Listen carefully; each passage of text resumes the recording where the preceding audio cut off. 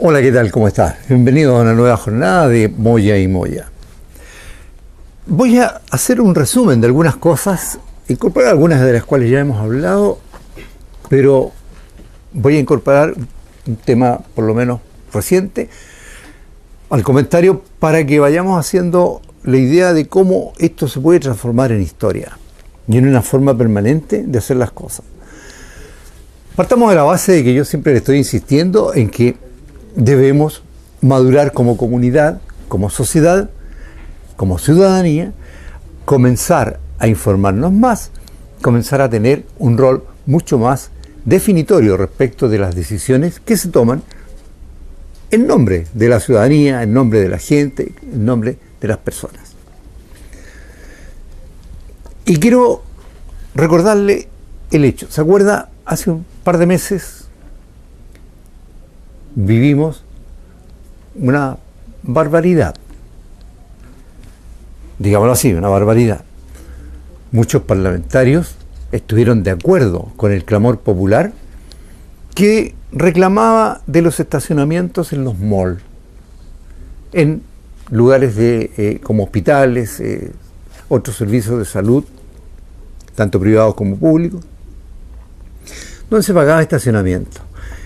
Y la petición era que salía muy caro, era muy caro el estacionamiento, en circunstancias de que uno iba a pagar un servicio, a buscar un servicio que ya estaba pagado y por lo tanto asumíamos como usuarios de que era una condición del prestatario tener las condiciones para su clientela, digamos, entre comillas.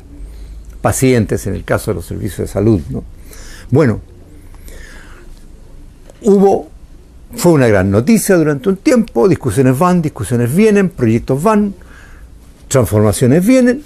Finalmente se acuerda que en lugar de todo el mundo tenía antes media hora en todas partes, gratis y en un valor X, pues bien, salió la ley sin exigencia de un horario mínimo y, cosa curiosa, automáticamente significó un alza en todos los servicios de parquímetro, o en la mayoría de ellos, perdiendo una vez más el ciudadano.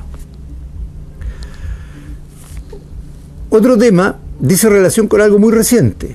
Este fin de semana se llevó a cabo un plebiscito respecto de las pensiones, el sistema de pensiones, llamado por el movimiento No Más AFP, al cual yo lo apoyo en términos de lo que significa la organización del descontento de la población, pero sin embargo, como usted ya sabe, no comparto el objetivo tal como está planteado, porque se habla no más AFP y el mundo político ha tomado esto, o sí más AFP o no más AFP, cuando la pregunta real debiera ser: ¿cuál es la pensión que queremos?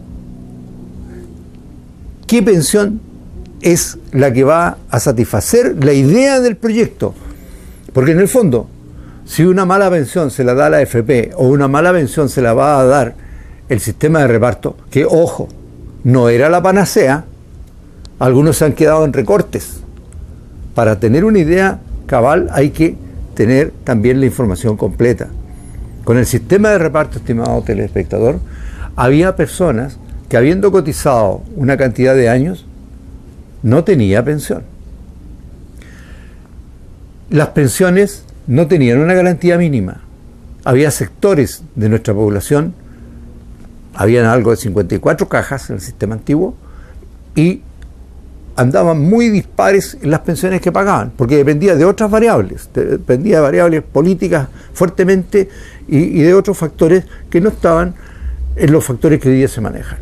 Pues bien, Nadie ha informado de eso, sino que simplemente todos, y hoy día he estado, como le decía el otro día, analizando los programas de gobierno, por lo menos en lo grueso, en las columnas vertebrales que se están planteando, no apuntan al mejoramiento de las pensiones como un sistema global. Se habla siempre de los más vulnerables y de las pensiones más bajas. Pero usted, un profesional que hoy día gana 1,5 millones o 2 millones de pesos, no piense que están hablando de su pensión, no es de la suya. Están hablando de las pensiones más bajas. Por eso mi propuesta ha sido en ese término, o en ese plano, de que se garantice un 70, un 80% de el sueldo que era lo que originalmente garantizaba como mínimo el actual sistema con el decreto 3.500.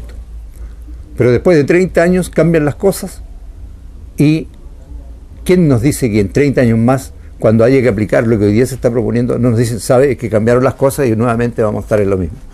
Bueno, seriedad sobre el tema. Acaba de salir también la ley del saco. ¿Qué significa? Ningún cargador de sacos, ¿cierto? Sacos paperos, trigueros, de cemento, de cal, etcétera, etcétera, no podrán ser o exceder de 25 kilos para los hombres y 20 kilos para las mujeres. Le voy a contar el caso de los sacos de cemento. Un saco de cemento, hasta antes de la aplicación de esta ley, podía costar entre 4.000 y 4.800 pesos si usted lo encontraba en una oferta, en una venta especial o en un día cualquiera de comercio. Entre 4.000 y 4.800 pesos, 42 kilos de cemento. Que pareciera, bueno, ¿qué es el cemento? Bueno, todas las casas, todas las viviendas sociales se construyen con cemento. Y resulta que hoy día el saco de 25 kilos vale 3.780 pesos. Es decir, bajaron los kilos de cemento que puede, o los kilos en el fondo, bueno, en este caso de cemento, que puede cargar una persona, un cargador, pero ha subido el precio y ha subido desastrosamente fuerte. Porque no es un 10%, un 5%, es casi el doble. Entonces, aquí hay que ver varias cosas. Está bien, estoy de acuerdo.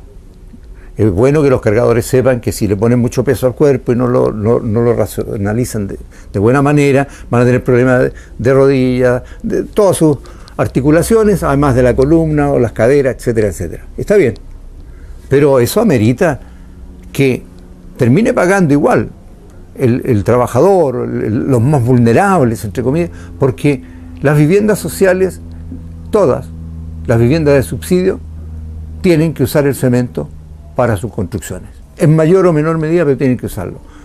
¿Quién va a pagar el exceso de precio que se ha producido? Bueno, aquí hay varios problemas en la aplicación de esa ley, porque había cargadores que decían, bueno, yo cargaba 50 kilos o 2 sacos de 40 kilos y lo hacía bien. Estaba machacando su cuerpo, cierto, pero el tipo estaba ganando una plata en un tiempo X, cargaba un camión en un tiempo X que ahora va a ser el doble o el triple. Pues bien, hay un tema ahí bastante fuerte.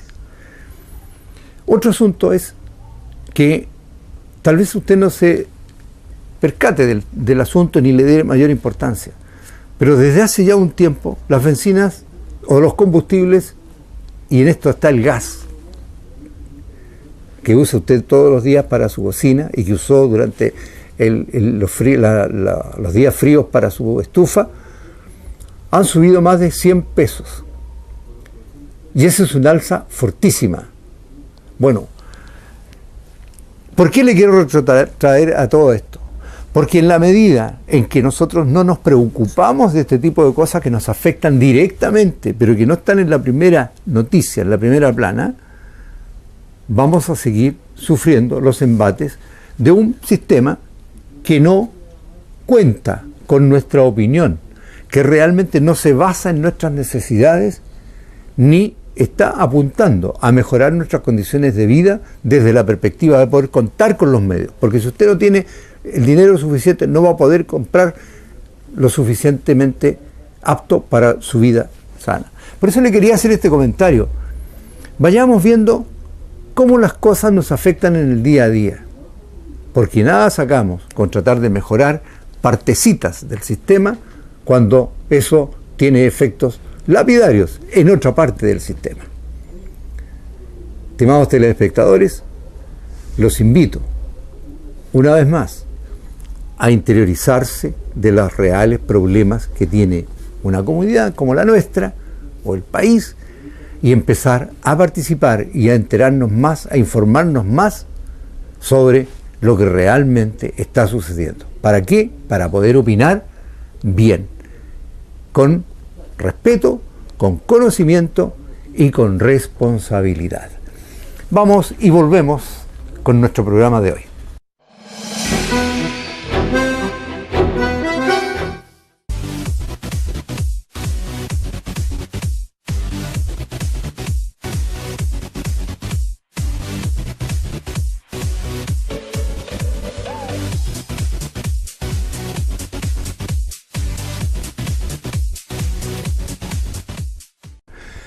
Hola, ¿qué tal? ¿Cómo está? Gusto de saludarles a usted, a su familia, a todos bienvenidos a una nueva jornada de Moya y Moya. Año 2017, un año de grandes decisiones para Chile y de muchas esperanzas. El programa Moya y Moya para tener opinión, para discutir, para conversar, para informarse y sobre todo para generar la mayor participación ciudadana. A usted y familia los quiero invitar todos los martes a las 18 horas a través de estas pantallas amigas de siempre. Nos vemos.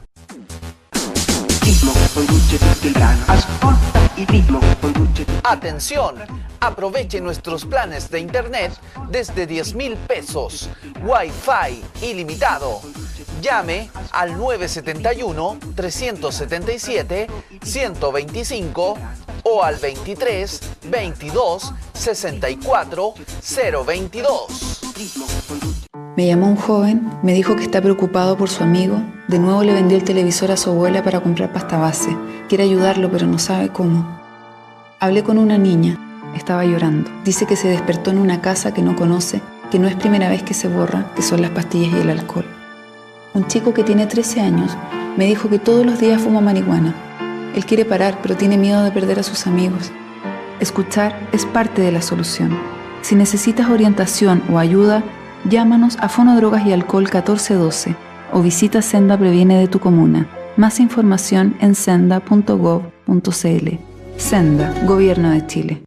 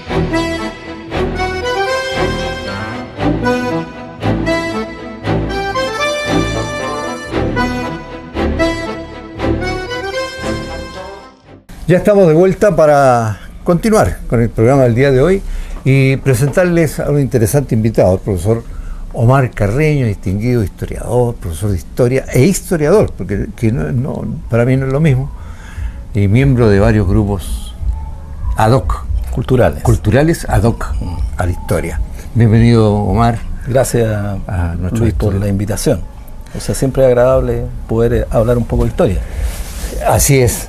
Y bueno, como te conversaba anteriormente, la idea era poder hacer un corte entre, por ejemplo, el gobierno de don Pedro Aguirre Cerda hacia adelante hasta estos nuestros días, tomando las variables que tú quieras, pero por ejemplo la educación, porque yo siempre viví escuchando que Pedro Aguirre Cerda y su impacto en la educación de los chilenos. Sí, o sea, hubo buenas medidas, parece, hubo medidas interesantes que tuvieron que ver con la educación. ¿Cómo Mira, así? el contexto un poco de los gobiernos radicales en el fondo, nosotros podríamos hacer un resumen desde principios del siglo XX, donde los países americanos están buscando formas de economías mundiales. Podríamos decir que Chile ha optado un poco el sistema de mercado, y conjuntamente con la llegada de Pedro Aguirre Cerda está un nuevo modelo, el modelo que le llama a él industrialización por sustitución de importaciones. ¿Qué quiere decir eso? Que quiere fomentar la industria interna, y eso es importante en su gobierno, porque independientemente que él se le conoce mucho por la educación, pero también es importante lo que hace en la industrialización. El desarrollo económico del país. Claro.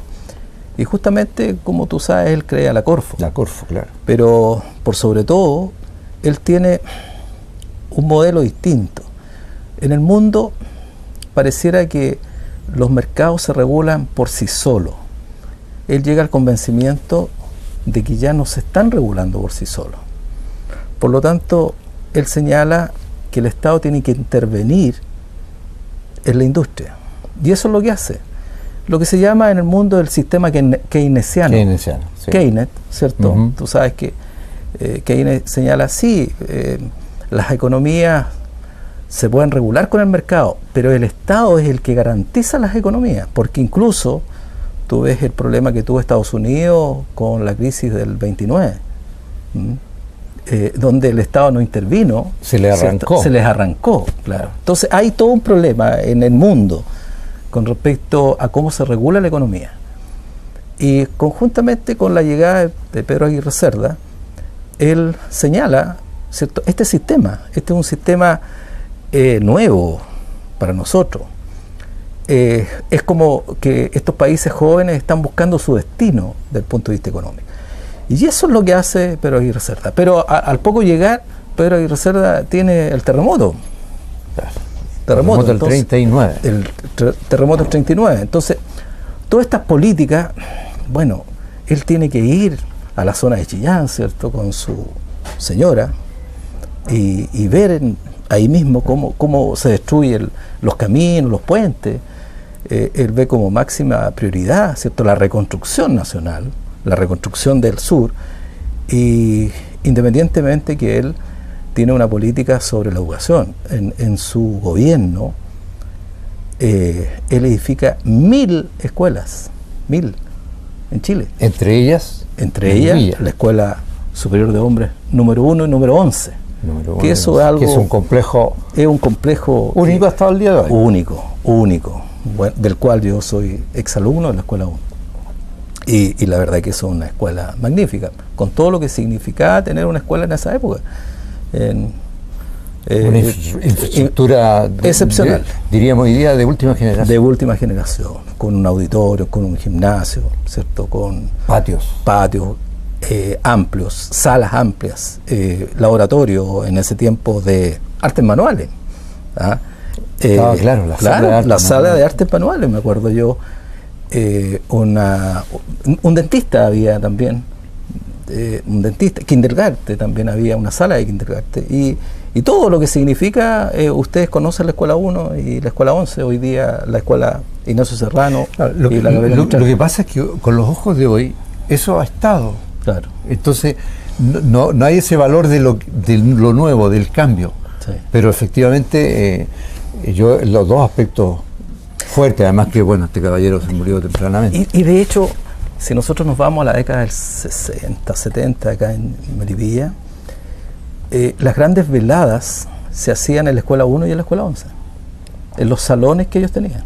Centros cívicos. Era un centro cívico donde estaba el Ateneo, donde estaba las veladas del Club de Leones, el Rotary, todo se hacía allá, porque eran los salones que más se ajustaban en ese tiempo, antes que existiese el Palace, y bueno, había cosas también que se hacían en el Teatro Serrano, pero la Escuela 1 y la Escuela 11 eran los mejores colegios que había en Melipilla.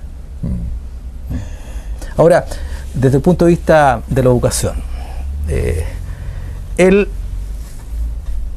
cree que fortaleciendo la educación, el país puede crecer. Y eso es una realidad. O sea, conjuntamente con la educación, él le da mucha importancia a la industrialización. Y los gobiernos radicales tienen eso, porque quien sigue después de él con todo esto es Juan Antonio Ríos, y lo termina González Videla. González Videla, claro. Durante Juan Antonio Ríos, que él señaló que gobernar es producir. Pedro Ardía decía, pero Aguirre Cerda decía, gobernar es educar. Pero también un lema de campaña que tenía él: pan, techo y abrigo. Correcto. Eso es lo que decía don Pedro Aguirre Cerda. Fíjate que algo muy rescatable en la idea que trasciende detrás de la Corfo, la idea de la Corfo. Uno hoy día encuentra que, y varios candidatos lo están planteando así como una gran cosa, que hay que generarle valor al producto natural, ¿cierto? Sí. Hemos escuchado por años que nosotros vendemos el cobre tal cual lo sacábamos todo y no se elabora. Bueno, no solo eso, también nosotros teníamos, por ejemplo, yo recuerdo, fabricábamos cañerías de cobre, las terminamos. O sea, en lugar de avanzar en eso. ¿Por qué él decide industrializar? Porque resulta que yo lo considero así como, démosle valor agregado a las cosas que tenemos para poder competir en el mundo internacional. No se hablaba en ese tiempo de la sociedad global, pero resulta que ya se daba cuenta que para allá iba la cosa. Oye, interesante. Ahora, ¿por qué te decía yo la educación? Porque hoy hablamos, y todo el mundo habla de educación, de calidad, la reforma, esto nos sirve y todo, pero desde allí, después tuvimos, no sé si en el gobierno de Alessandri se cambió algo de educación, siguió igual. Mira, yo diría porque que la de Frey vino un cambio grande. Claro, yo diría que, se siguió todo esto. Estamos con los gobiernos radicales y lamentablemente tenemos la guerra mundial, la Segunda Guerra Mundial. Entonces, la Segunda Guerra Mundial cambia el foco. Borró todas las agendas. Cambia el foco porque cambia el foco en términos generales, mundiales. Hay una crisis, ¿cierto? Que entran todos los países, que dependen de ciertas cosas. Y justo está el gobierno de González Videla, y el que llega es el gobierno de Ibáñez. Ibáñez es un personaje dentro de la historia de Chile. Ibáñez está en el golpe militar de 1924.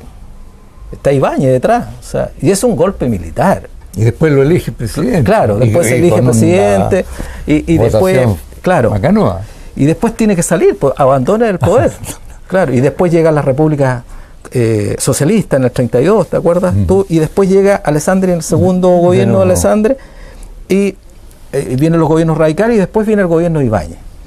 Y él dice que él va a gobernar con una escoba.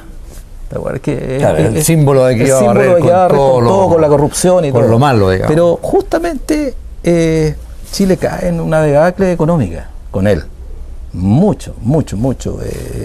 Chile se derrumba económicamente. Hay, no hambruna, pero hay mucha escasez durante su gobierno. Pero también antes de eso hay algo que es importante señalar, que el gobierno de González Videla rompe con los comunistas, con la ley maldita. Entonces, también tenemos ya visos de la Guerra Fría. Los manda al exilio. Claro, sí, los manda al exilio, los manda a Pisagua. A Pisagua los manda.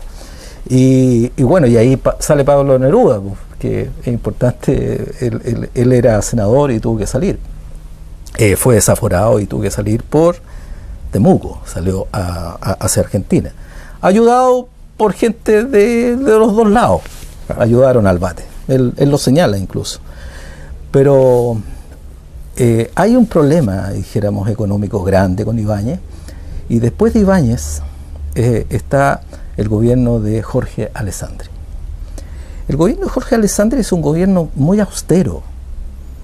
Él es una persona que representa a la derecha chilena, pero es una persona austera. Se le reconoce sí, la austeridad. Es un tipo serio, lleno de sus convicciones que tiene, pero es austero. Y Chile no sabe para dónde va. A ver, con Ibáñez, de hecho, se contrata la misión Klein-Sack, que es una misión económica, para ver cómo se puede arreglar la economía. ¿Para dónde va? tenemos que ir? Para dónde tenemos que ir, que nos digan todo qué pasa con los mercados internacionales, pero nada de eso sirve. Y con Jorge Alessandri hay una especie de tranquilidad aparente. Sí.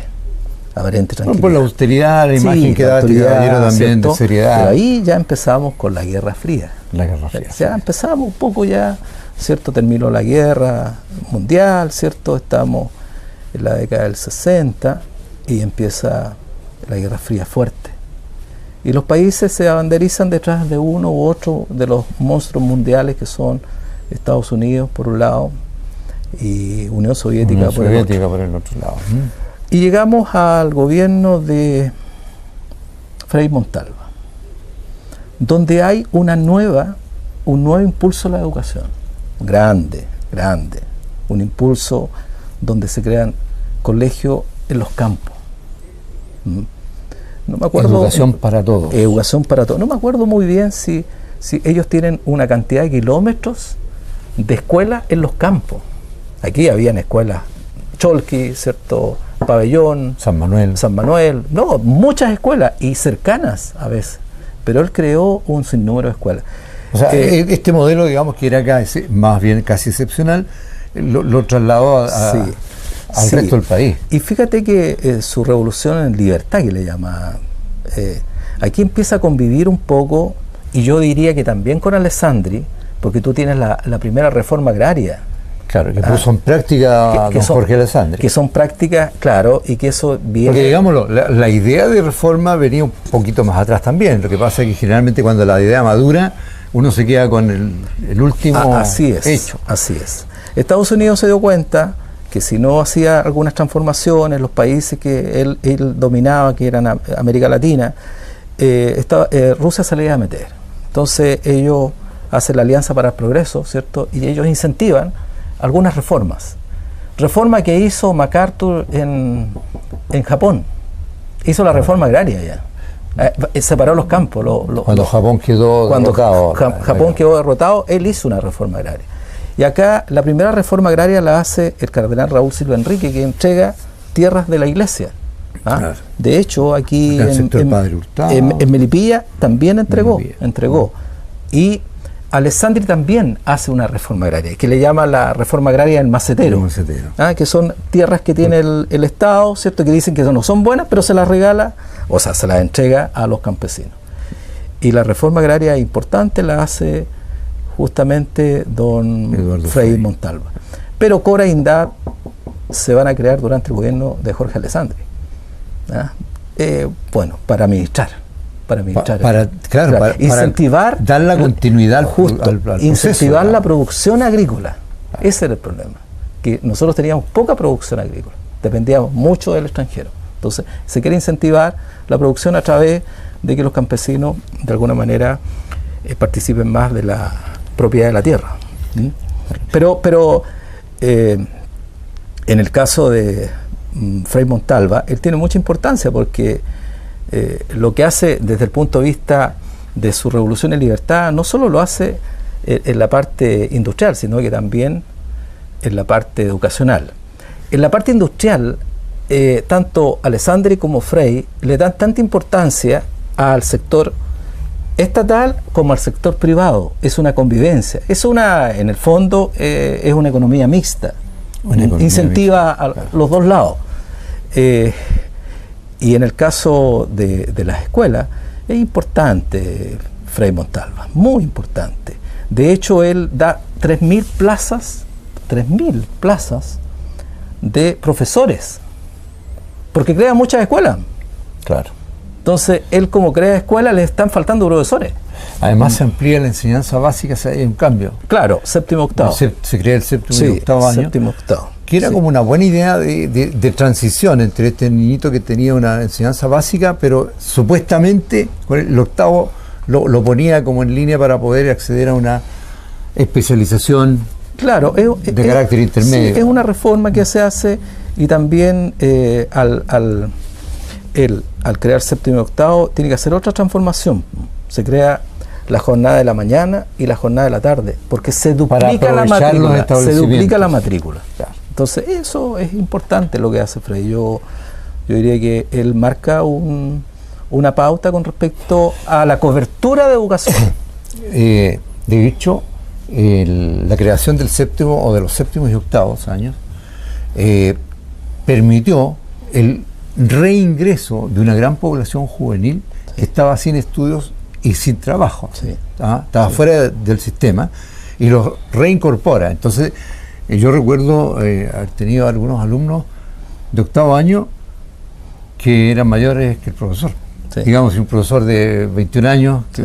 o un profesor que venía de las escuelas normales que todavía existían, saliendo como de enseñanza media, Claro. y se encontraba con un alumno que era 2 años mayor que él. Sí, sí. Bueno, como estamos hablando de las escuelas y nos suena la campana, nos vamos a ir a un breve recreíto Ya. y Bien. ya volvemos para continuar nuestra interesante conversación de hoy.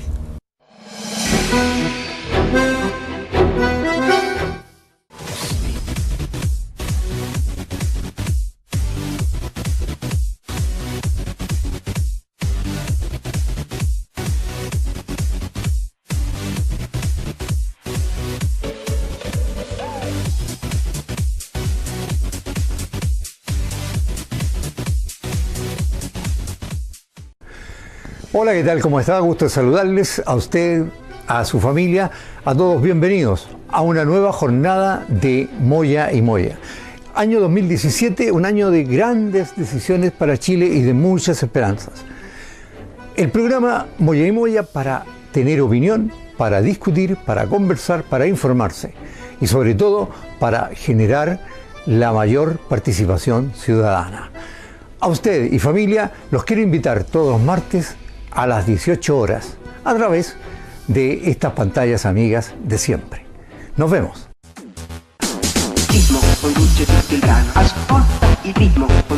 Atención, aproveche nuestros planes de internet desde 10.000 pesos, Wi-Fi ilimitado.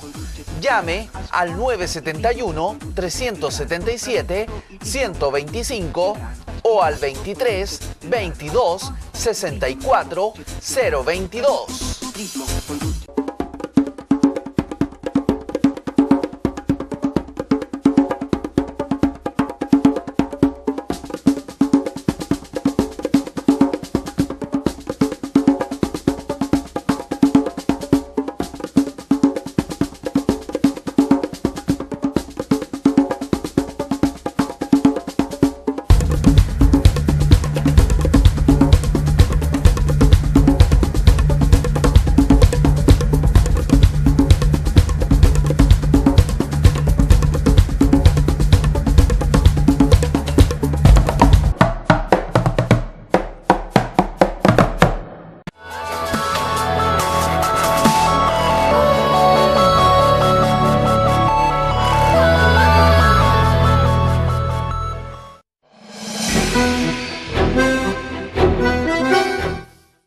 Y bien, ya estamos de vuelta para continuar las conversaciones con el profesor.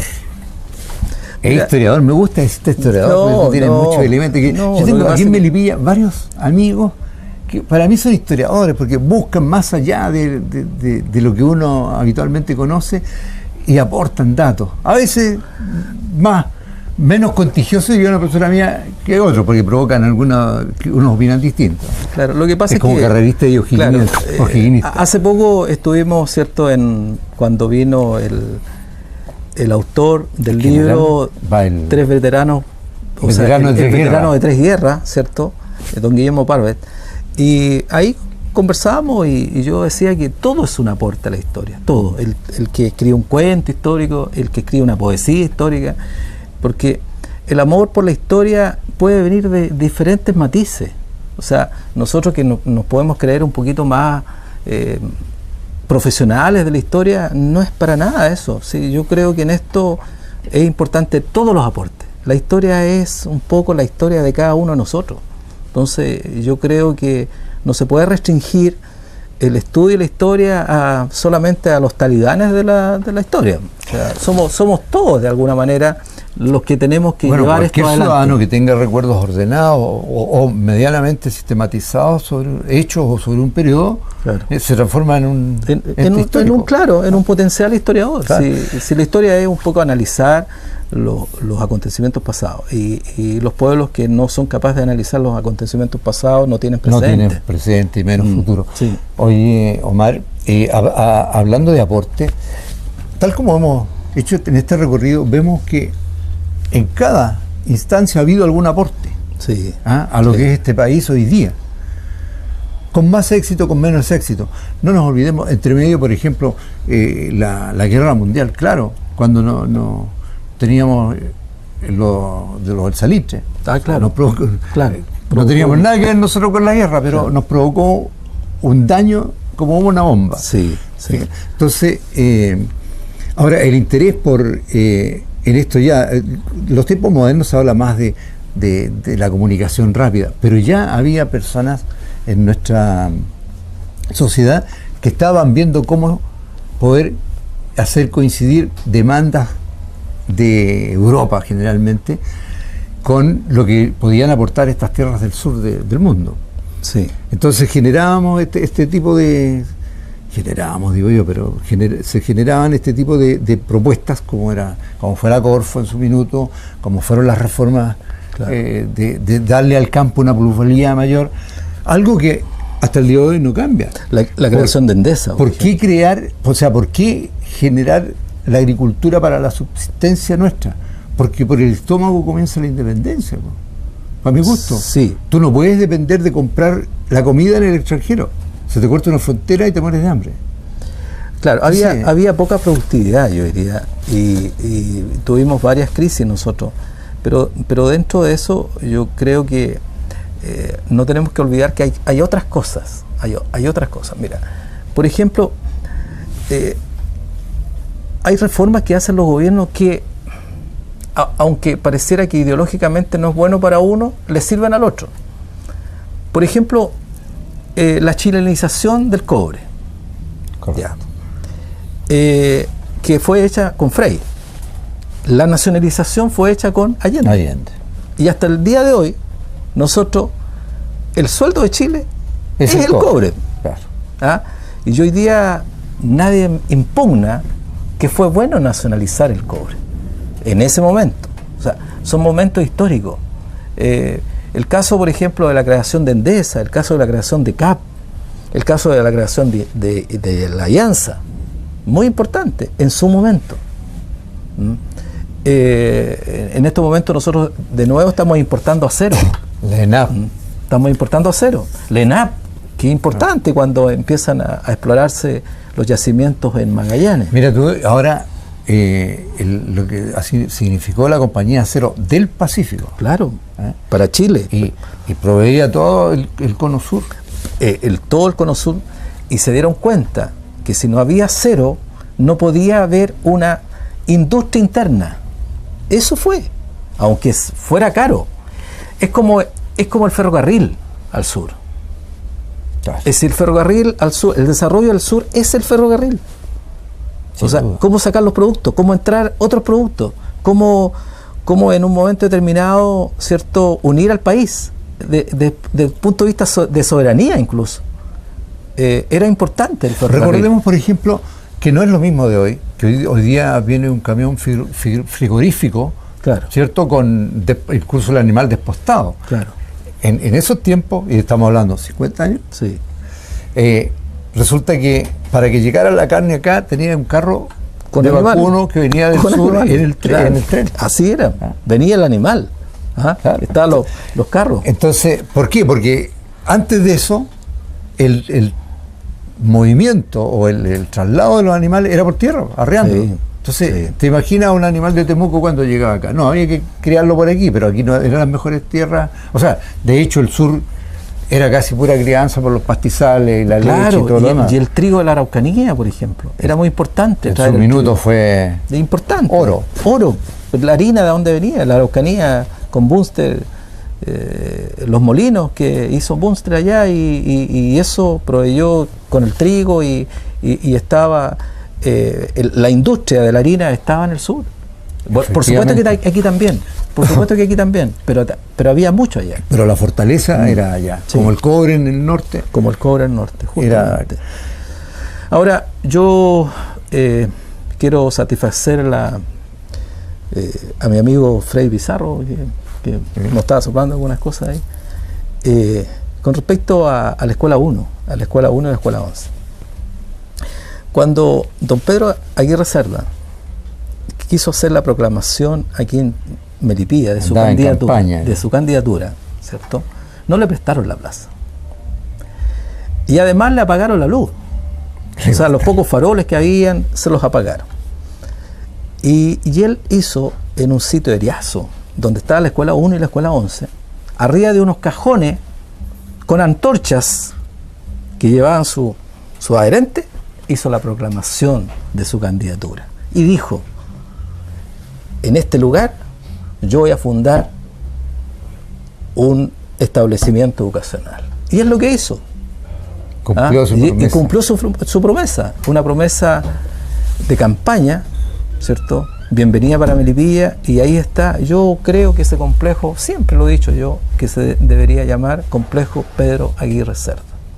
Siempre he dicho yo, porque fue don Pedro Aguirre Cerda quien lo hizo.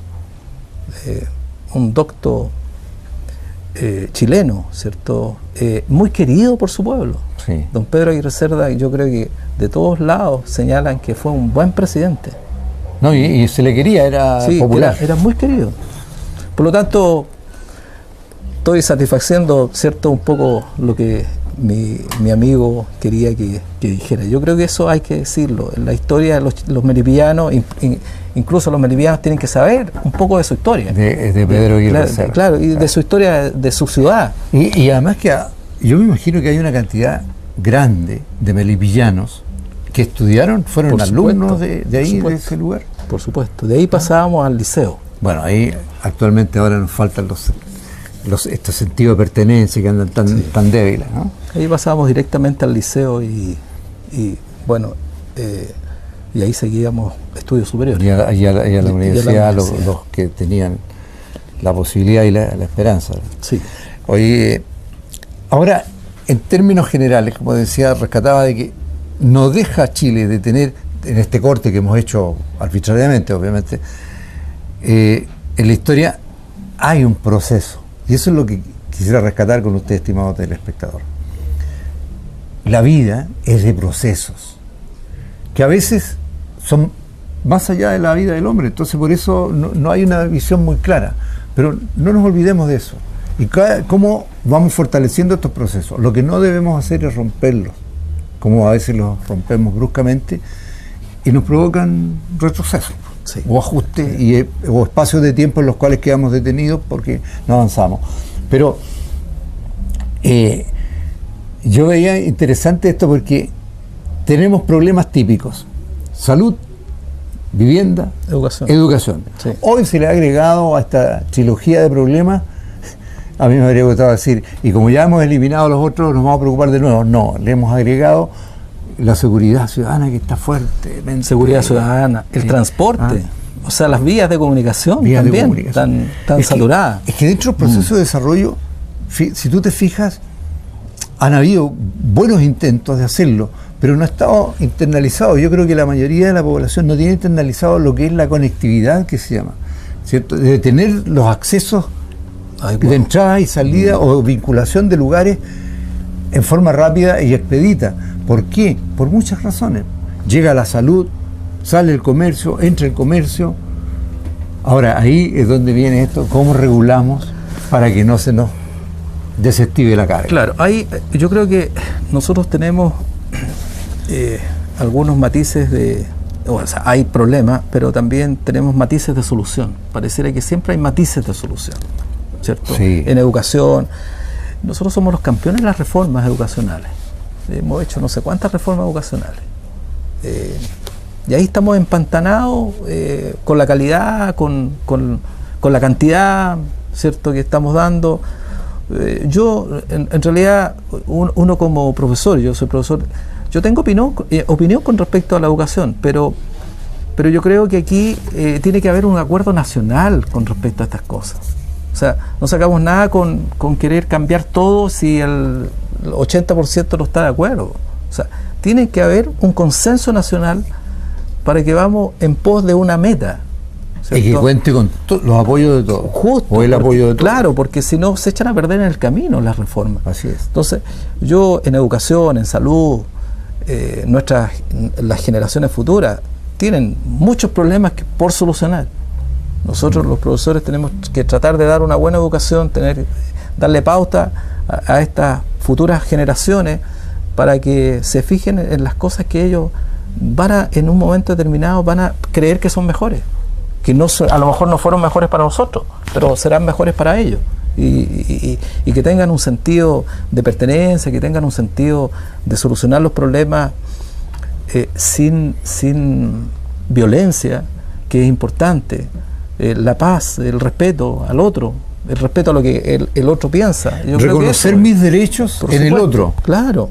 Y eso nos permitiría poder hablar de tú a tú, pero de repente lo mío tiene valor y lo tuyo no cuenta. Y ahí estamos sonados. Así es. Porque además nadie se va a quedar tranquilo. Así es. Cada uno va a querer, igual que el otro, hacer prevalecer lo suyo. Y eso puede significar una ruptura tremenda. En la educación ahora ya estamos llegando a los años actuales, digamos. Y lo que tú dices de la calidad de la educación, a veces usamos los conceptos demasiado tranquilamente, libremente, ¿eh? Porque la gente que está hoy día en una edad adulta fue educada con un sistema que lo tratamos re mal. De repente decimos, esta educación que no sirve para nada, pero esta persona es producto de esa, y no todos son como en toda cosa, hay unos mejores y otros peores, pero tenemos nosotros representantes de esta mala educación, yo he puesto por ahí entre comillas de repente, tenemos algunos cerebros bien interesantes. Lo que tenemos que ponernos de acuerdo, ¿qué es lo que pretendemos nosotros? ¿Qué es educación? ¿Qué queremos? ¿Formar un computador en un niño o formar una persona? Bueno, ese es el punto. Formar una persona, formarle valores, formarle principios. Yo prefiero una persona con principios, con valores, que una persona que sabe mucho muy y no funcional. los tiene, y no los tiene, no tiene los valores.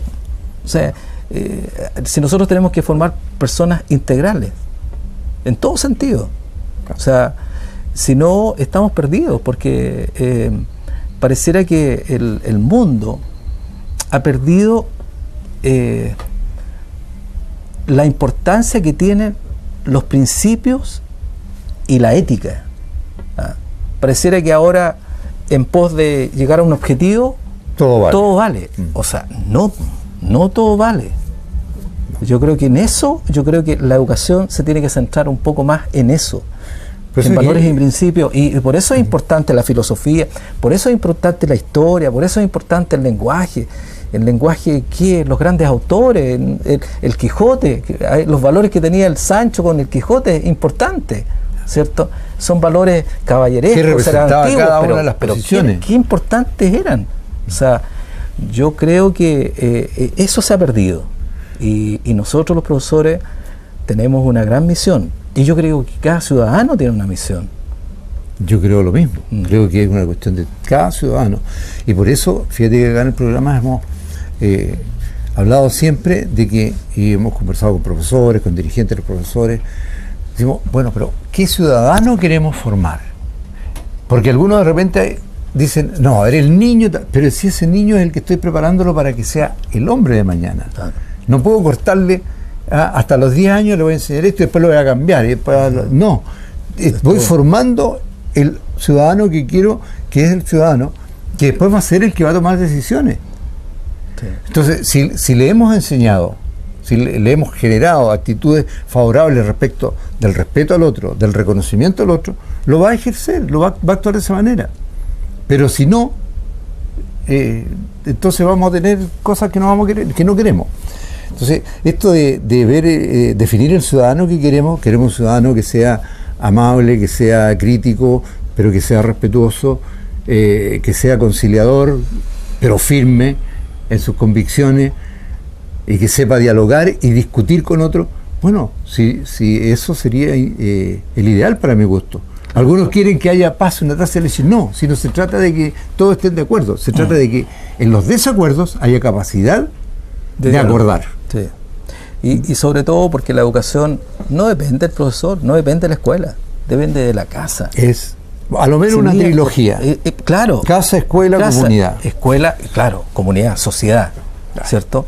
Porque lo que nosotros le demos al niño en la escuela, que son nuestros hijos, si no son nuestros hijos, van a compartir la sociedad con nuestros hijos. Por lo tanto, es lo mismo. O sea, tenemos que darle los mismos criterios. Para que haya un equilibrio, por supuesto, una equidad en el trato. Entonces, es importante que el niño parta lustrado de la casa. ¿Ah? Yo me acuerdo cuando los padres de uno partía con un pañuelo, el pañuelo blanco, ¿cierto? Y los zapatos lustrados de la casa. Y el profesor ratificaba el hecho, claro, en la escuela.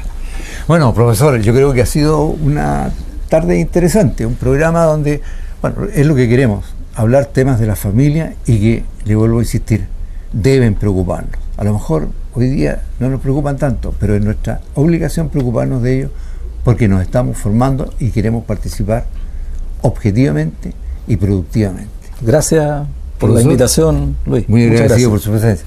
Y a usted, como siempre, un saludo y un cariñoso agradecimiento, esperando, si Dios así lo quiere, podernos juntar la próxima semana. Hasta pronto.